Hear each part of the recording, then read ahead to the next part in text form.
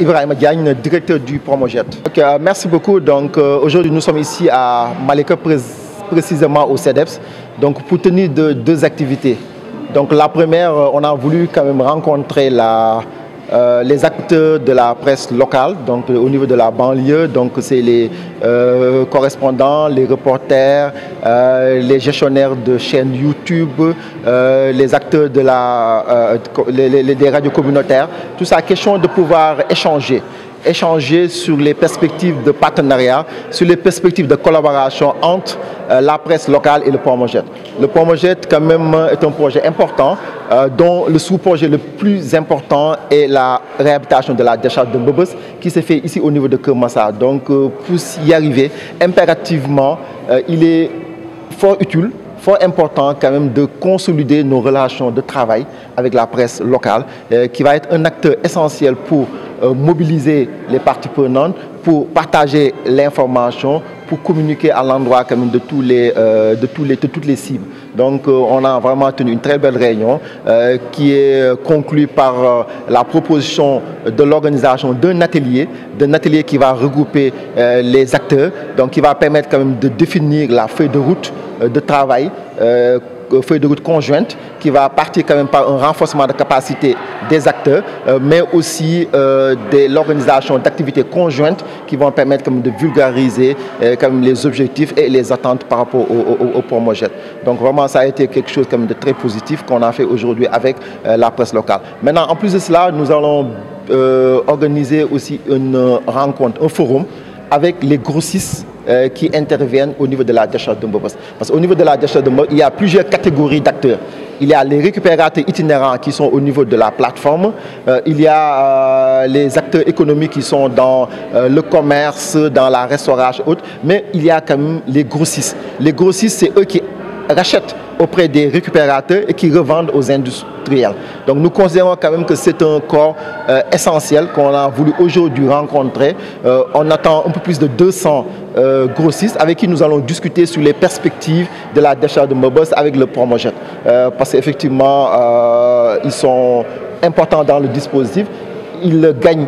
Ils tirent le revenu de la décharge et le Promojet vise quand même à renforcer ces revenus. Donc ça veut dire qu'impérativement nous devons travailler ensemble sur le devenir de ces récupérateurs et c'est ça l'essence quand même de la rencontre que nous avons avec les grossistes pour discuter quand même sur le devenir, sur les perspectives, mais surtout sur les voies et moyens pour préserver les acquis sociaux et économiques.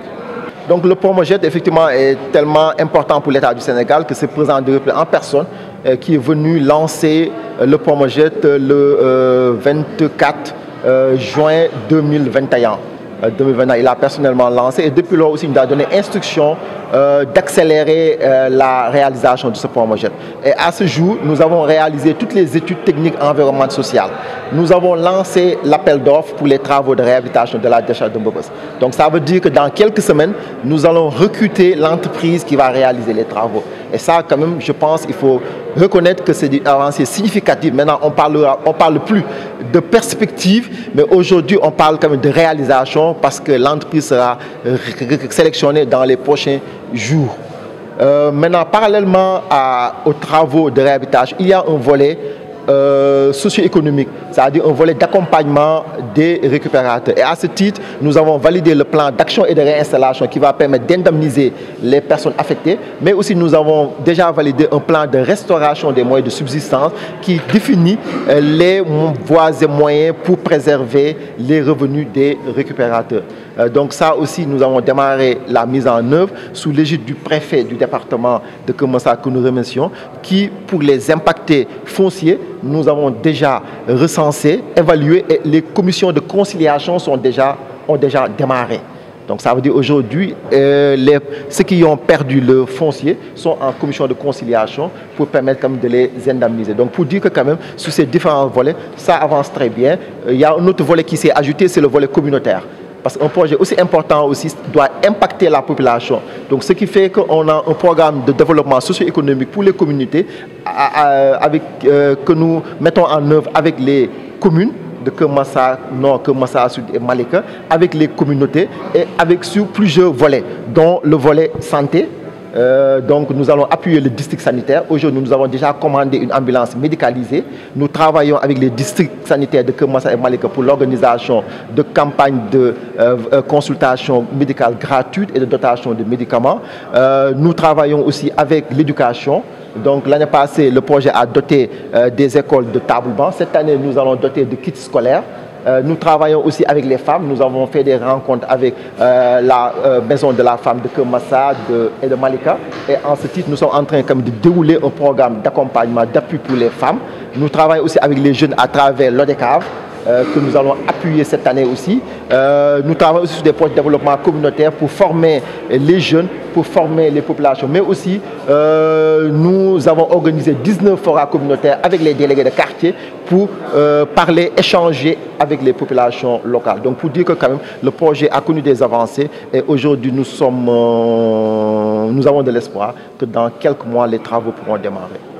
Aujourd'hui, quand même, malheureusement, il y a plus de 200 enfants qui fréquentent la décharge, alors que leurs places ne sont pas au niveau de la décharge. Donc aujourd'hui, les enfants doivent être plutôt à l'école ou dans les centres de formation, pas dans la décharge. Donc ce qui fait qu'il y a un important programme de retrait des 200 enfants de la décharge. Présentement, nous avons déjà fait la cartographie des acteurs qui interviennent dans la petite enfance. Nous sommes en train de travailler sur la stratégie qui va nous permettre quand même à terme de dérouler les activités. Parce qu'aujourd'hui, c'est un volet complexe dont nous ne voulons pas apporter des solutions conjoncturelles, mais plutôt des solutions structurelles. Et ces solutions structurelles nécessitent quand même de remonter toute la chaîne. C'est-à-dire qu'il faut aller jusqu'aux parents de ces enfants, jusqu'au maître coranique de ces talibés pour pouvoir quand même réussir ce retrait. Mais surtout, au-delà du retrait, il faut le pérenniser quand même, la réinsertion dans les activités quand même socio-économiques.